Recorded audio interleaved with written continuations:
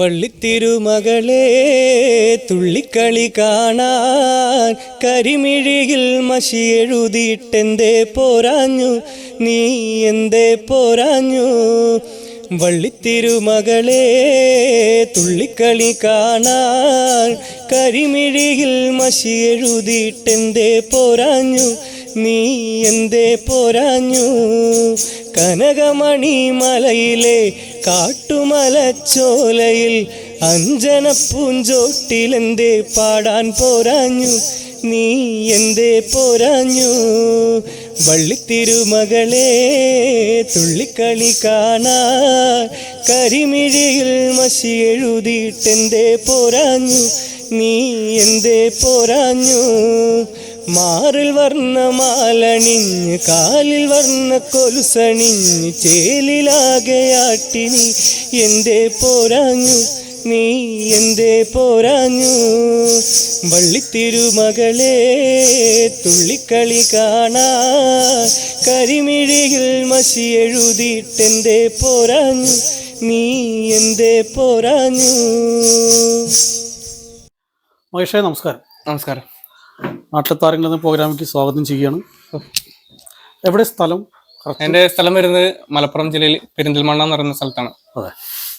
അപ്പോൾ നാടൻപാട്ട് മേഖലയിൽ വന്നിട്ട് എത്ര കാലമായി?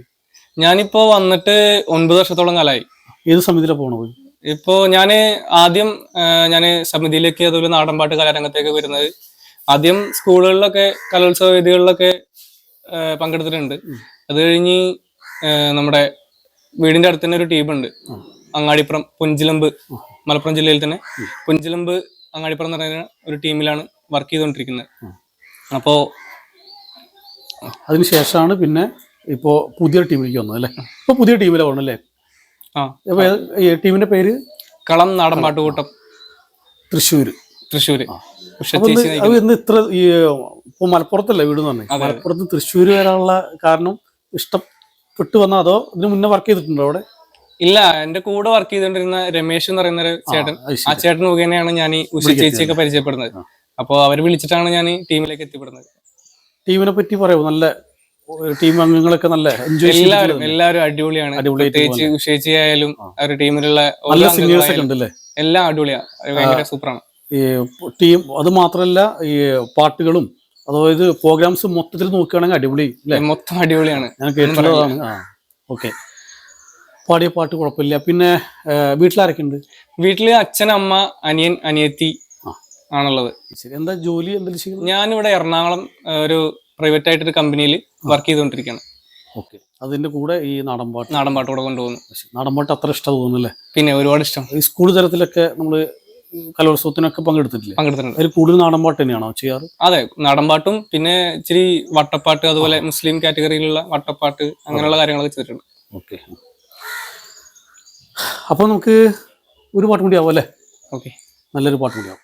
കേട്ടോ സ്നേഹിതരെ, ഞാൻ ചെറുവള്ളിത്തോട്ടത്തിൽ ഇങ്ങോട്ട് പോകുമ്പോ കുട്ടിത്തത്ത കിളിപ്പോലഴകുള്ള പട്ടത്തി പെണ്ണവൾ പോരുന്നേ.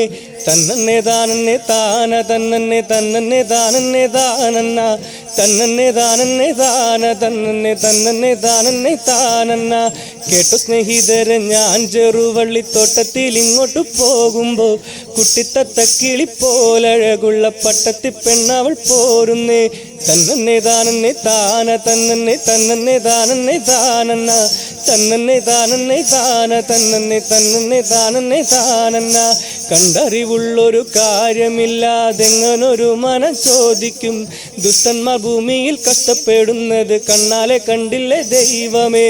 തന്നന്നെ താനന്നെ താന തന്നന്നെ തന്നന്നെ താനന്നെ താനന്ന തന്നന്നെ താനന്നെ താന തന്നന്നെ തന്നന്നെ താനന്നെ താനന്ന.